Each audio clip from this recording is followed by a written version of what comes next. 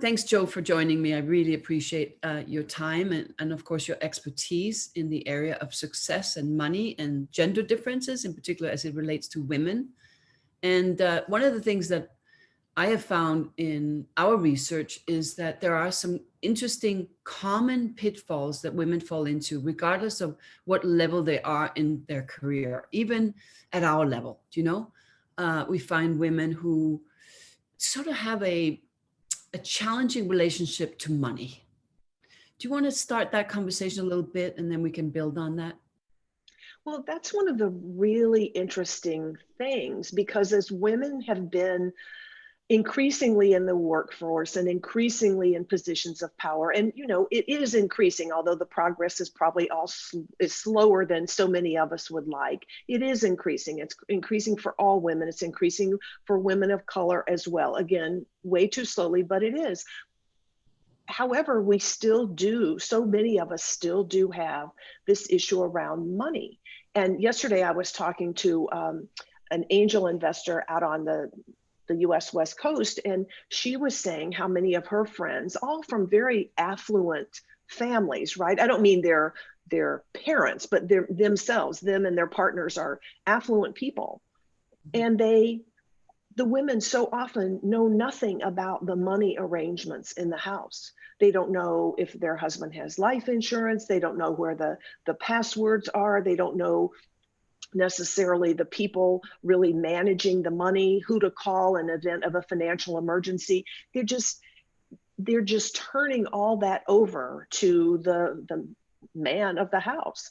And that just seems so surprising when women are so take charge and so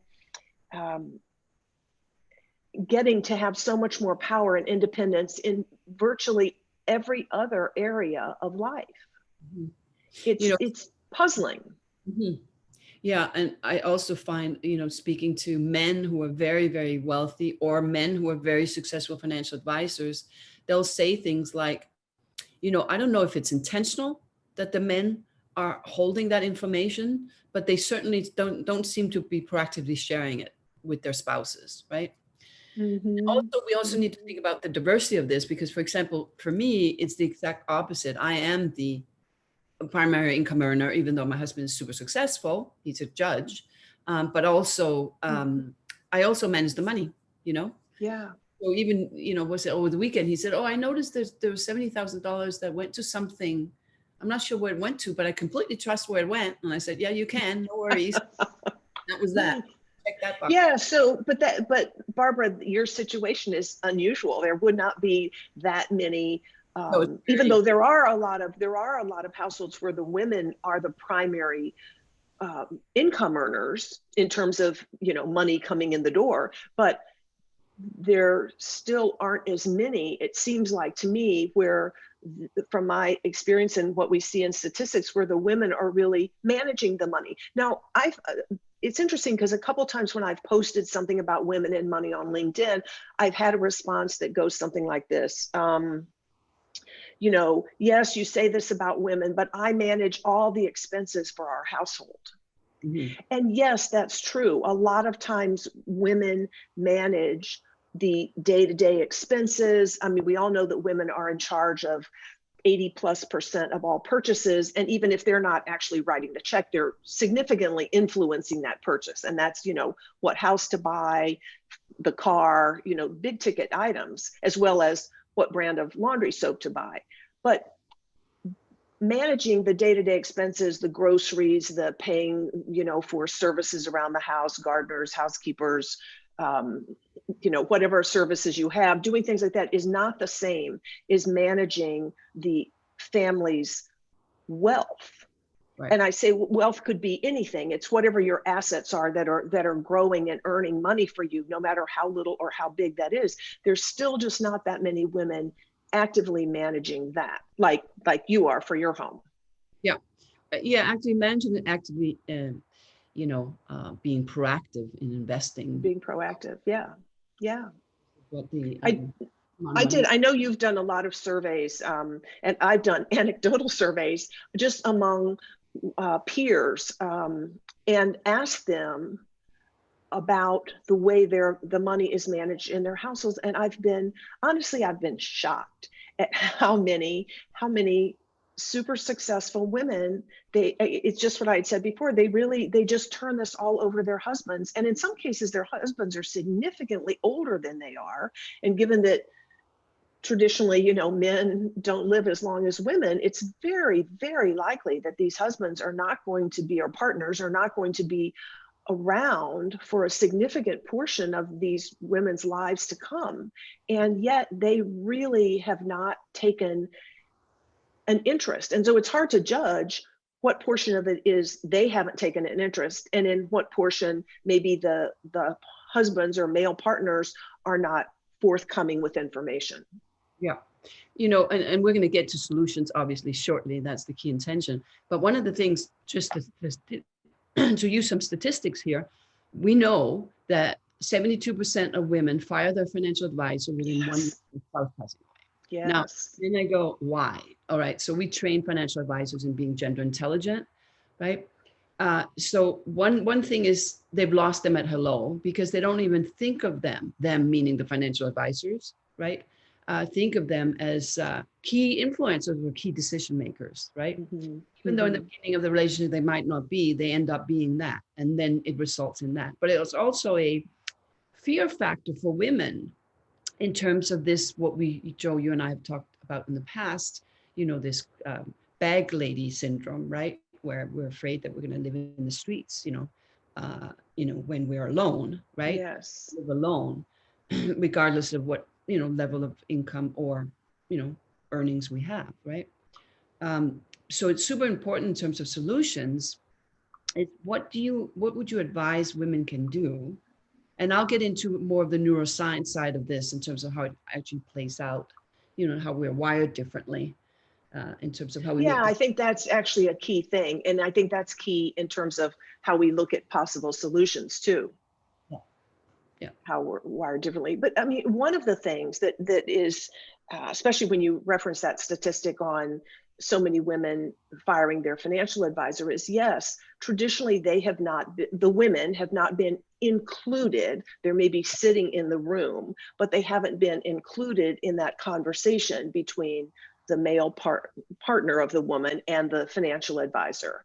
And, a lot of that does get to how women and men explore something differently. Like, we know that women ask a lot more questions around something, trying to get a more, for want of a better word, holistic appreciation of the risks, rewards, the whole surroundings of a particular thing, so a particular investment.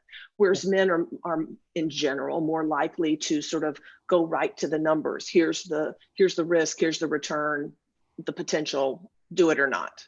Yeah. And that can, of course, if you are that kind of person that's used to the more quick analysis and response, that asking of all the questions can be maybe grating on you. And so there's that whole issue. So I think that women just need to start taking steps to familiarize themselves with as much about the financial world as possible. And it can be really small things. You don't have to assume that you're going to be reading, Eugene Fama's textbook on financial theory in a month. In fact, you don't even ever need to read that, but you can read the business section of your papers, or you can choose to follow a couple of stocks that you're interested in, or start reading a very general market newsletter about something, or ask your partner some questions about some of the investments, or even, how is the money invested? Where is it held? Just start with something that is of interest to you and is one entry point into that world of personal finance and your family's assets, and it will likely grow on you, and you will be more interested in following up and learning more. But I think we think of often that when we want to learn something, there's this huge world out there, and I know nothing about this subject, and how can I ever possibly learn anything? But you just start learning in baby steps.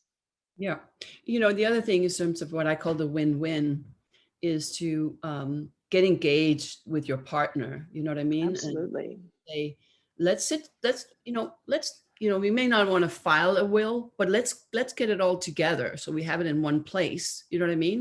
In case anything Mm-hmm. happens to either of us or both of us, right? So we have it there. And that's a good place to really discover what actually is, the good and the bad and the Important to you. Yeah. actually there. Yeah. In the And I middle, think also we all, excuse me, I just wanted to get this point in about that joint exercise is that none of us want to be burdens to our children, or people that might be, feel responsible for looking after us as we get older, or looking after our estates when we die. No one really wants to be that burden. So the way to not be that is to take care of some of these things up front now, while you're healthy and um, while you can express how you want them to be handled. So you're really not just doing it for you, you're doing it for other people too. yes. And that's really the key. And that's where women can become mama bears when they think about it in the bigger we, in the concept of. Mm-hmm.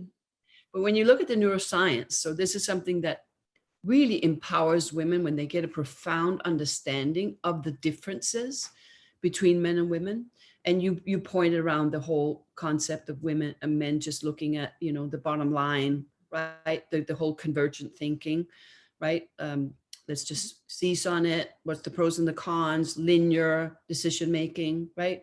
And then Mm-hmm. women look at it much more contextually, which is divergent thinking. How does this not only impact my family, but also what's the long-term impact, 10 years, 10, 20 years, 30 years down the line, right?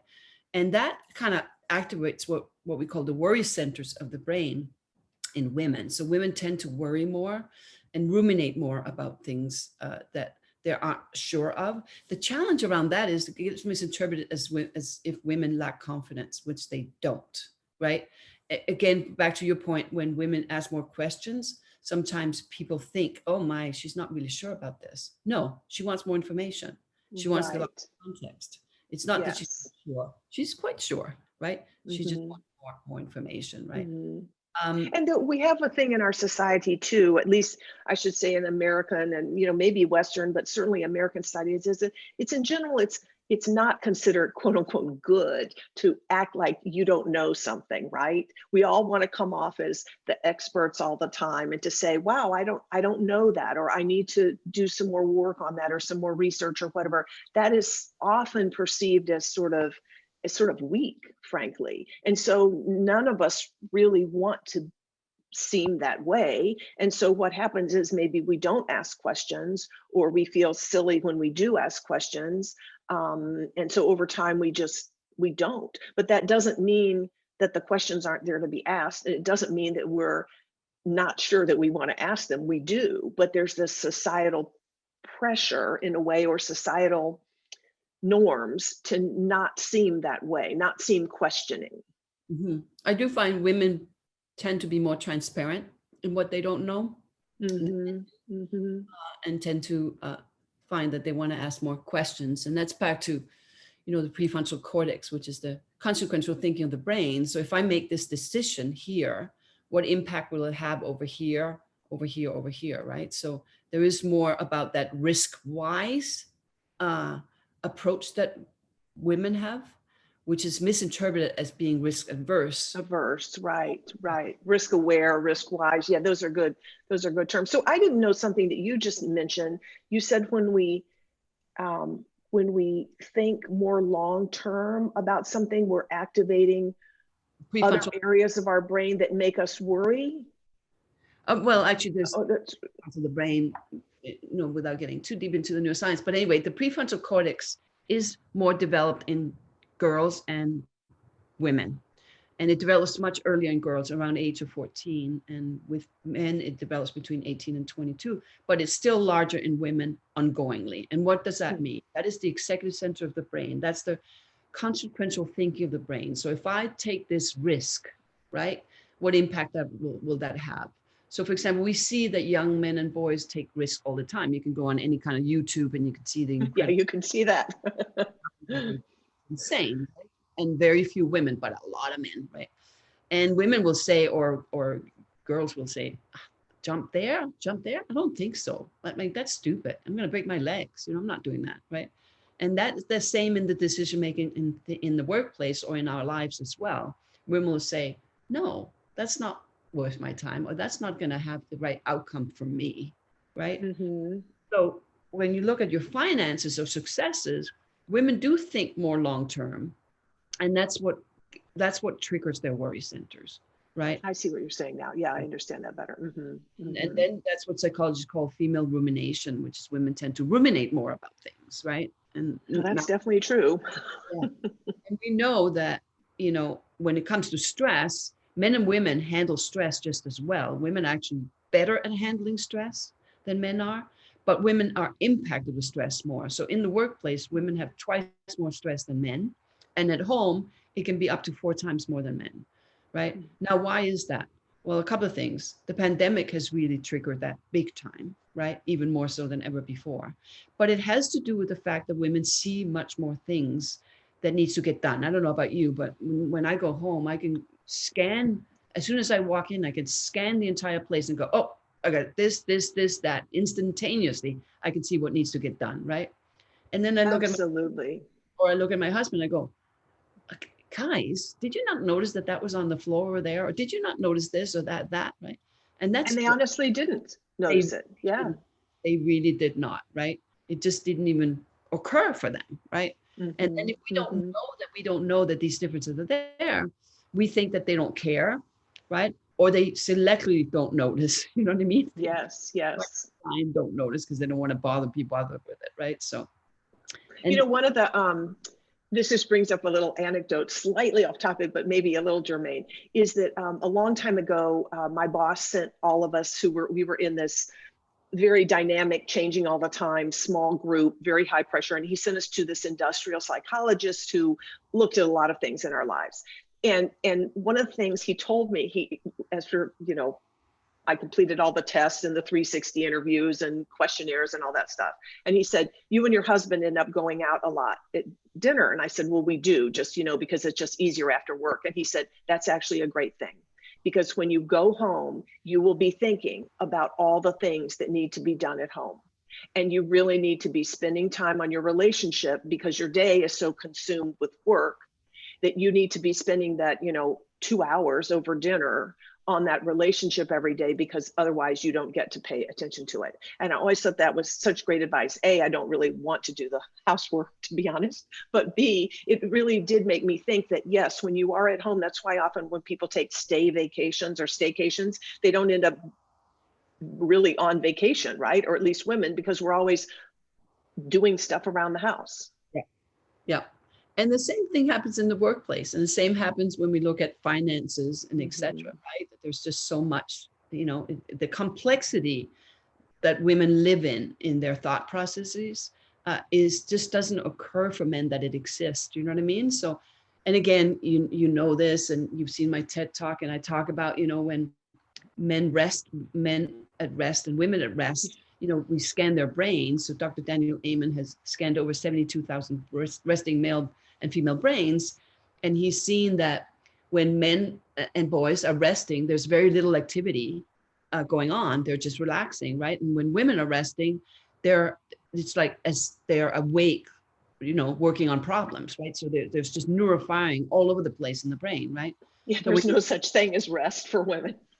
really Almost, yeah. hard. It's really, and that's why meditation is difficult. That's why we have to meditate differently than men do. And that's why men can roll over and fall asleep or check out, just watch the news or sports or whatever, right? And for us, it's going on all the time. So what are the solutions here? Well, one thing is there's nothing more powerful than having clarity of what your future intentions are, right? Absolutely. So look at money and success. If we have a clarity and we have a path and we know where we see ourselves 5-10 years out, right? That long-term intention, right? And then make sure that plan, you also structure yourself with a network of support so that you can reach that plan, that future intention. Do you want to say anything more about that? Well, yeah, a couple things actually. And in one, in terms of the future intention, I do think it's key for us all to have goals. Of course, we know it's even more key to write them down, because people who have goals are more likely to achieve things than people who don't have goals. And people who write them down um, are more likely than the people who just have them in their mind and don't actually put pencil or typing to paper.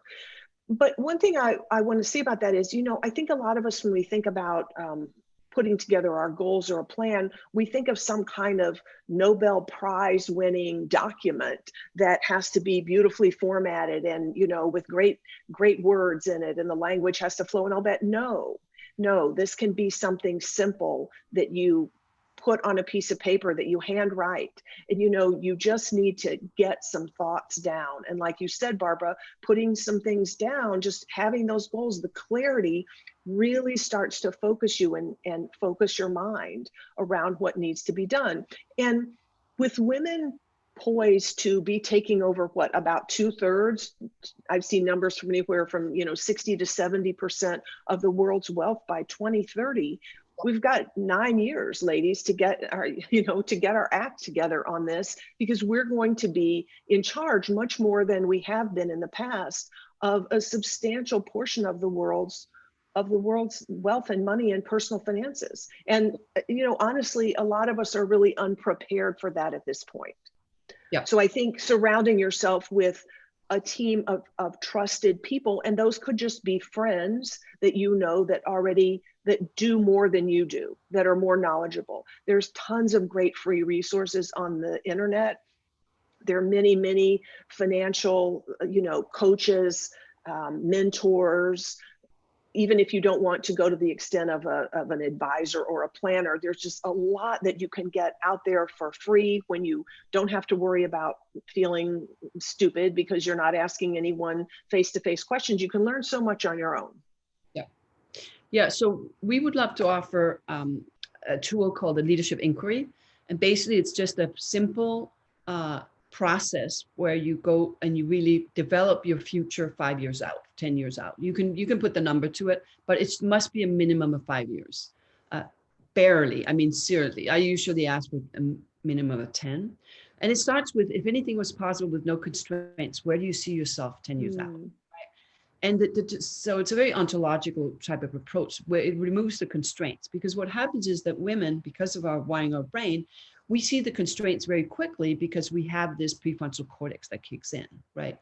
I couldn't possibly see that 10 years because I don't have this, and that, or I don't know this, and that kind of thing.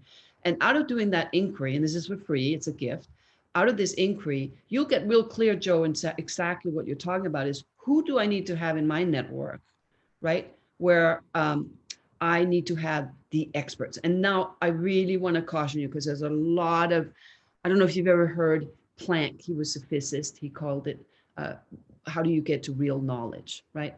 And he made the distinction between chauffeur knowledge and true knowledge, or real knowledge, right?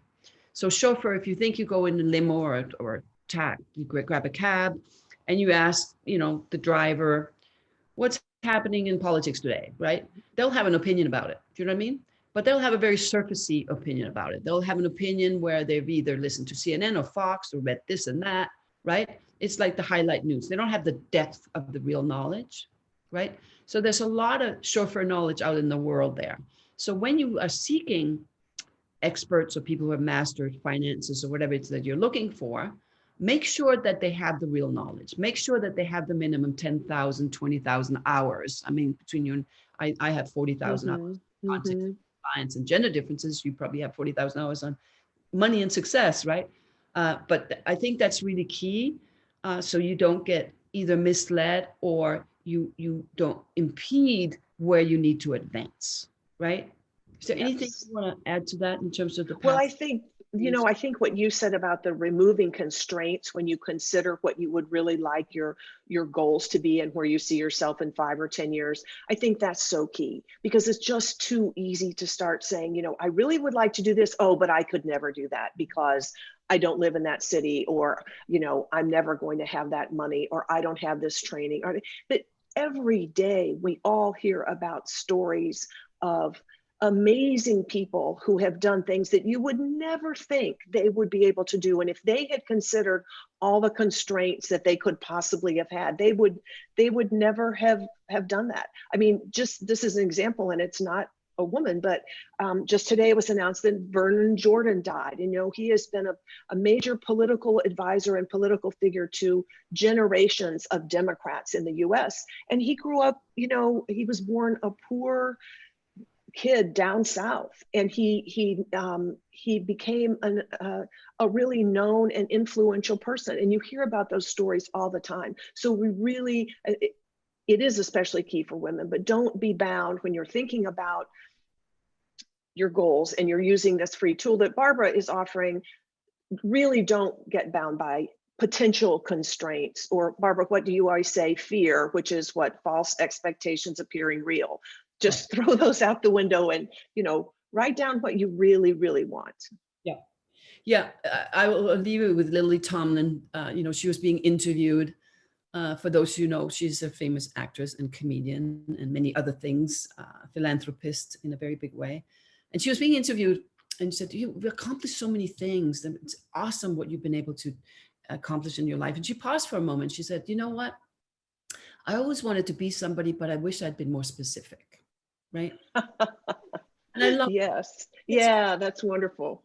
Because otherwise life throws at us and we get at the effect of our circumstances versus really designing our circumstances, designing our future. And that's what the Leadership Inquiry is about. So if you're interested in getting that, just click on, you know, what you'll see at the end of this, and we'll send it to you. And it's free and it's your gift, and you can do it. It has made an enormous difference for men and women all over the world for the last 25 years. And they use it as a living document. They literally revisit it every year to fine tune it. And it's a very simple, beautiful, easy process. So with that, is there anything else, Jo, that you would like to share with our audience? Well, I'd just like to say to the women who are listening, and to the men too, is really, you know, do be aware more of the differences between maybe the way we communicate or the way we think, and really embrace that to learn as much as you can about your finances, because whether you like it or not, or whether you think they're important or not, it is a key part of our lives today, and a key part of the decisions that we make, and the decisions we make for us and our family. And what I always tell my clients is, you know, we really need to put our own masks on first. And that's not an issue of being selfish. It's really an issue of being, why the airlines say that is that, yeah, this is not COVID related, by the way, this is airline related, is that, you know, if you don't have your mask on and you're trying to help struggling children or older people put their masks on, you're not going to be very good at it because you don't have the breath yourself. Put your own mask on first, take care of yourself, and you can take care of the people and the causes that matter most to you. Yeah, Jo, that's brilliant. Thank you so much for your time. And Barbara, thank you. Yes, pleasure. All the best to you. Very much. You too. Thank you. Bye-bye.